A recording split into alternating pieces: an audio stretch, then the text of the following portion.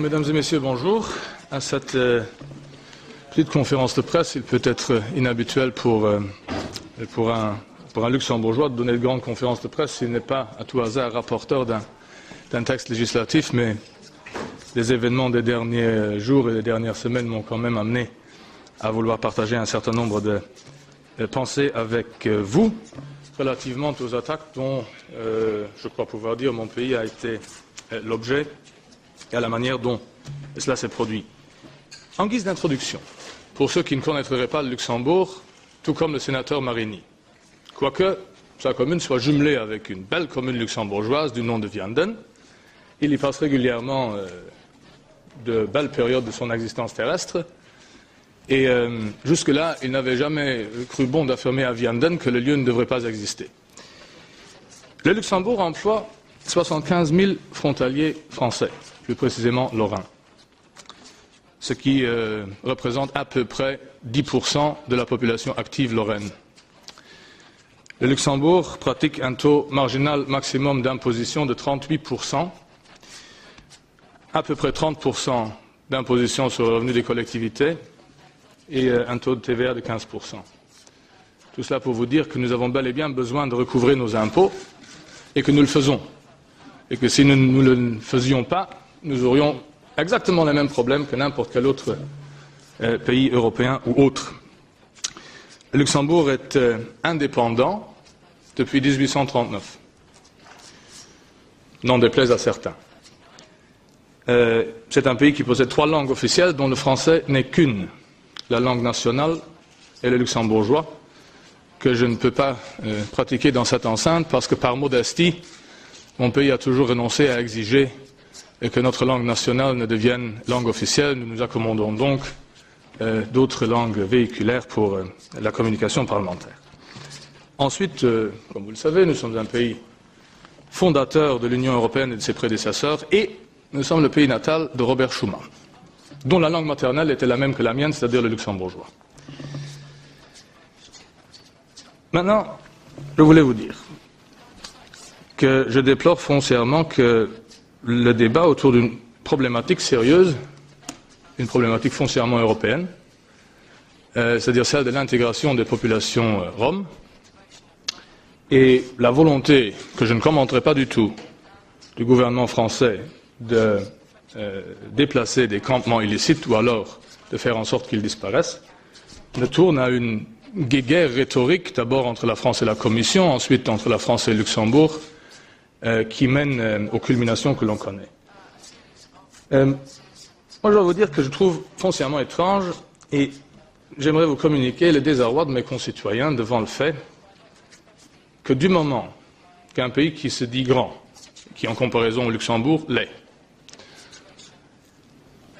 se fait remettre à sa place, pour ainsi dire, en termes de normes européennes et du respect des mêmes, que du moment qu'il s'agit d'un ressortissant d'un petit pays, en l'occurrence d'un luxembourgeois, qui doit assumer cette charge, une onde déferle vers nous dont la teneur est toute sauf édifiante. Au-delà de tous les amalgames et les affirmations gratuites qui ont été faites, je dois dire que, premièrement, les luxembourgeois sont foncièrement déçus de la manière dont on les traite et dont on semble les considérer. Deuxièmement, comme élus européens, au Luxembourg, oui, mais quand même élus européens, je déplore que dans un dossier pareil, celui des Roms, on passe à la déconsidération complète de l'architecture institutionnelle européenne en affirmant, comme l'a fait un ministre français par exemple, que ce n'était pas la Commission qui était la gardienne des traités, mais le peuple français. Ça ne mène à rien. Je déplore, en outre, que quelqu'un d'autre affirme qu'on n'a pas de leçon de moralité à recevoir d'une commissaire représentant un petit pays de 350 000 habitants. For the record, elle en a oublié 150 000. Pour le reste, cette commissaire, tout comme tous les autres commissaires, ne représente pas leur pays. Cette commissaire, tout comme tous les autres commissaires, représente l'institution qui est la leur. et à laquelle les traités interdisent de représenter autre chose que le bien commun européen, l'Europe également dans les relations avec les États membres. Et, faut-il que je vous le dise, je déplore de façon tout à fait indicible qu'un élu du peuple français, le sénateur Marini, qui n'est pas n'importe qui au Sénat, il me semble, ait pu se livrer à un exercice de négation du droit d'existence du Luxembourg, qui, selon moi, le fait perdre sa légitimité de détenteur de fonctions et de mandats en démocratie contemporaine. Je me suis fait le plaisir ce matin de réécouter cette émission sur France Culture.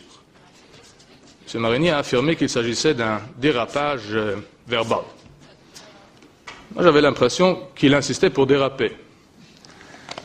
Et j'ai constaté que pendant des fractions de minutes entières, ses interlocuteurs, ébahis par l'énormité de ce qu'il venait de proférer, ont essayé de changer de sujet, mais il n'a pas voulu.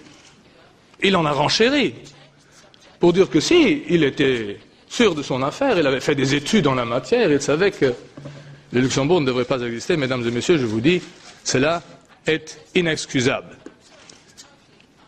au-delà d'être inacceptable. Bien entendu, nous ne considérons pas que ce soit l'opinion de la France, ni de ses représentants officiels. J'ai parlé aux collègues français au sein de mon groupe hier. Nos relations restent correctes, pour ne pas dire cordiales. J'espère que la même chose sera vraie entre nos gouvernements respectifs. Et je sais que ce n'est ni l'opinion de la France, ni celle des Français. Mais permettez-moi quand même de vous dire que je n'ai pas souvenir que dans un passé récent, quelqu'un qui est élu dans un État membre ait nié le droit à l'existence d'un autre État membre de l'Union européenne. Je trouve cela énorme, parce qu'à la fin du compte, M. Marini croit toujours que la seule chose qui l'intéresse, c'est la France. Et moi, j'aimerais vous demander qui est encore grand sur ce continent. Pas nous, nous n'avons pas la prétention de l'être. Mais qui l'est encore vraiment face à la Chine, à l'Inde, au Brésil, à l'Indonésie demain, au Nigeria peut-être? Qui est encore grand à lui seul? Qui pourrait encore y aller seul, de façon napoléonienne ou autre? Et je crois qu'il n'y a plus grand monde qui le pourrait.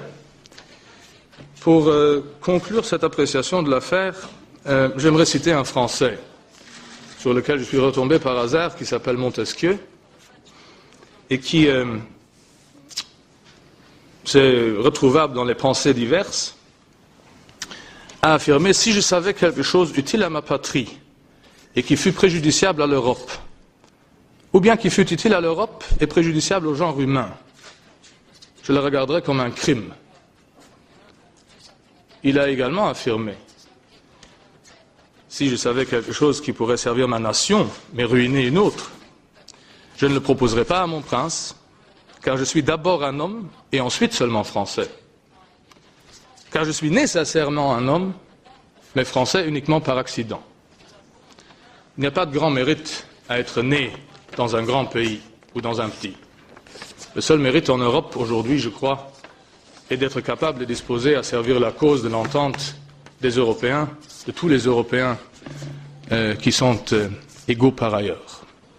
J'attends vos questions. Merci. So, we're open for questions. Anybody got a question? On my right. Over here.